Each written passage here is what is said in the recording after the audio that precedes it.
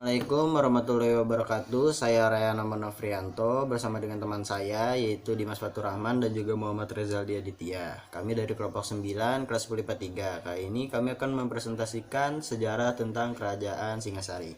Yang pertama, penjelasan singkat tentang Kerajaan Singasari.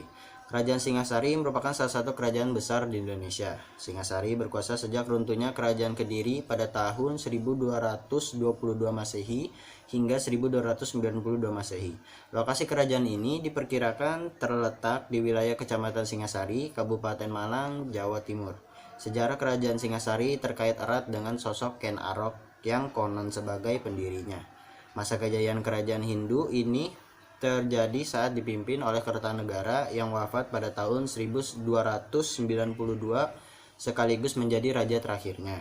Berdasarkan prasasti Kudadu, nama resmi Kerajaan Singasari yang sesungguhnya ialah Kerajaan Tumapel dan ibu kota bernama Kutaraja. Asal-usul penamaan Singasari bermula di tahun 1253 saat Raja Wisnuwardana mengangkat anaknya yang bernama Kertanegara sebagai putra mahkota dan mengganti nama ibu kota menjadi Singasari. Nama Singasari yang merupakan nama ibu kota justru lebih terkenal daripada nama kerajaannya, yakni Tumapel. Maka kerajaan Tumapel pun terkenal pula dengan nama kerajaan Singasari. Nama Tumapel juga muncul dalam kronik Tiongkok dari dinasti Yuan dengan ejaan Tumapan. Saat mencapai masa kejayaannya, wilayah kerajaan Singasari mencapai seluruh Pulau Jawa, Bali, sebagian Kalimantan, sebagian Sumatera, bahkan hampir ke wilayah Champa di Vietnam. Yang kedua, kehidupan politik pemerintahan Kerajaan Singasari. Kertanegara berhasil memperluas wilayah kekuasaan Singasari dengan beragam cara. Dalam bidang pemerintahan, Kertanegara mengganti beberapa pejabat kerajaan. Kertanegara juga memperkuat keamanan kerajaan dengan melakukan perkawinan politik. Kedua cara itu ditempuh untuk menciptakan pemerintahan yang solid, kuat, dan stabil. Selain itu, Kertanegara juga menjalankan beberapa ekspedisi. Salah satunya yang cukup dikenal adalah ekspedisi Pamalayu. Dalam ekspedisi ini, Kertanegara mengirimkan patung Amopagasa ke Dharmasraya. Yang di balik punggung patung ini terdapat pujian-pujian untuk pesan perdamaian. Dengan kata lain, ekspedisi Pamalayu merupakan ekspedisi perdamaian dan bukan penaklukan wilayah.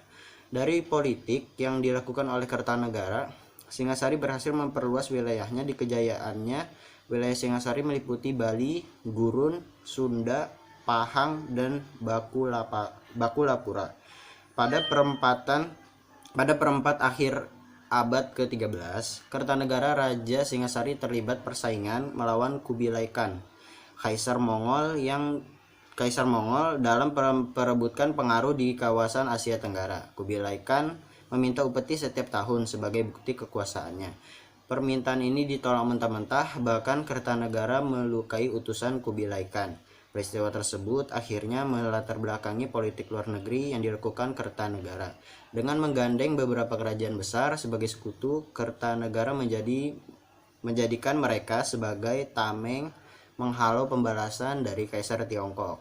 Yang ketiga, kehidupan sosial Kerajaan Singasari. Dari segi sosial, kehidupan masyarakat Singasari mengalami masa naik dan turun.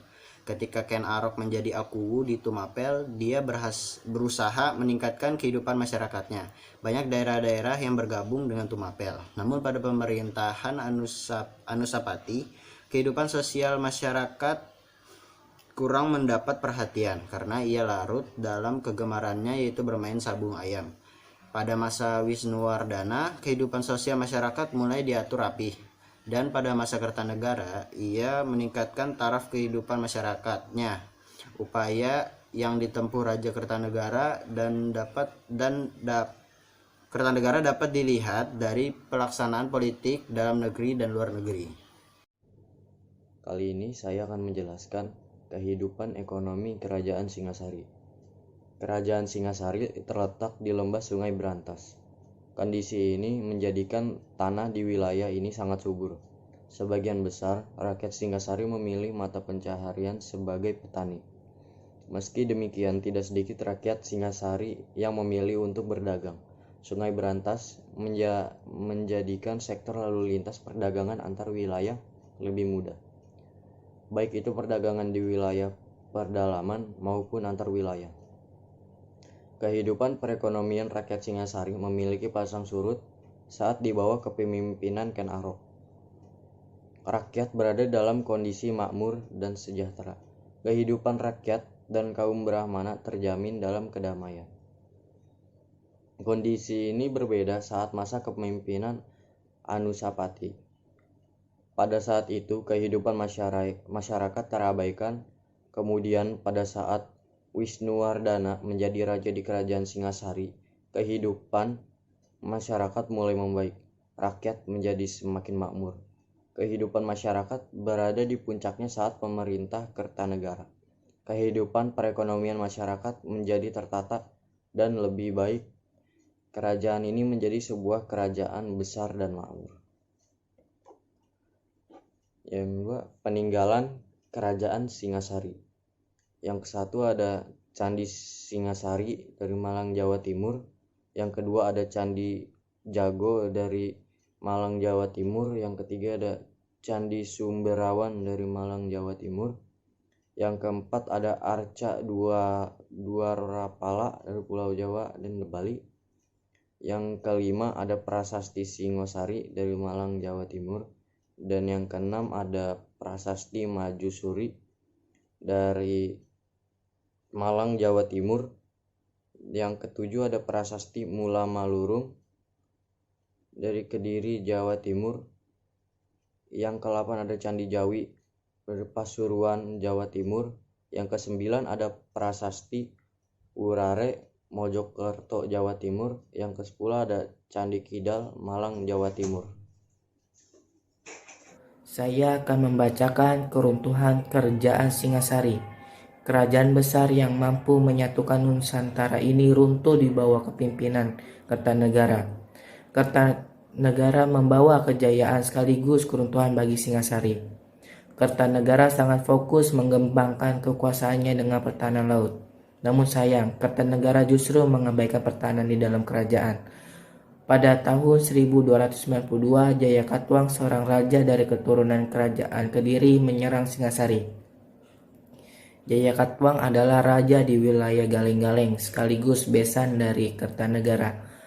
Anak Jayakatwang, Adharaja, menjadi menantu dari Kertanegara.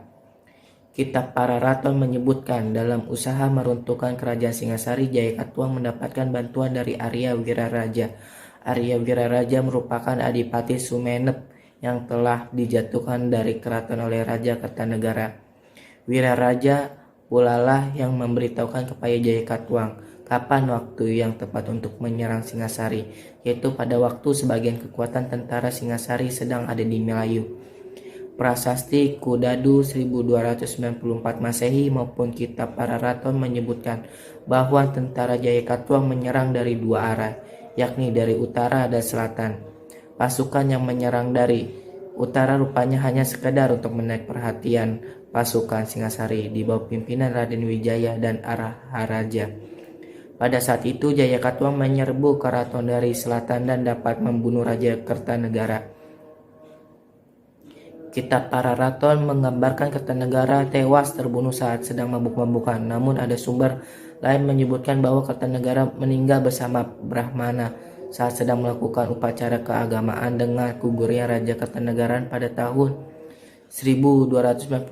Maka seluruh kerajaan Singasari dikuasai oleh Jayakatwang. Jayakatwang menjadi raja dan membangun ibu kota baru di Kediri. Raja-raja kerajaan Singasari. Ada dua versi dalam mengidentifikasi sejarah kerajaan Tumapel atau Singasari menurut dua kitab, yakni Kitab Pararaton dan Kitab Negara Kertagama. Perbedaan ini meliputi daftar penguasa dan angka tahunnya.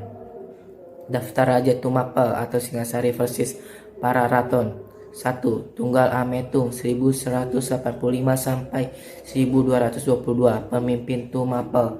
2. Ken Arok 1222 sampai 1247, pemimpin Tumapel membunuh Tunggul Ametung.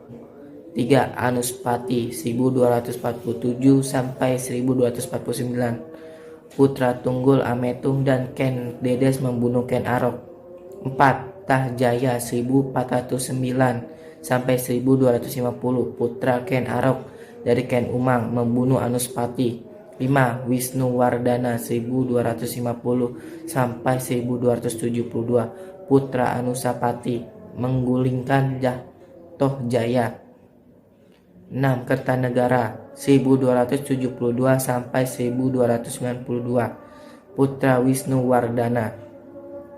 Daftar Raja Tumapel Singasari versus Negara Kertagama. Dalam kitab Negara Kertagama tidak menyebutkan sosok Tunggul Ametung, Ken Arok, Ken Dedes, Ken Umang maupun Tojaya. Dalam sejarah Kerajaan Tumapel alias Singasari seperti yang tercantum dalam Pararaton. 1. Rangga Rajasa 1222 sampai 1227 penguasa Tumapel. 2. Anuspati 1227 sampai 1248 pun Rangga Rajasa. 3. Wisnuwardana 1248 sampai 1254 putra Anuspati. 4. Kertanegara 1254 sampai 1292 putra Wiswardana. Waalaikumsalam warahmatullahi wabarakatuh.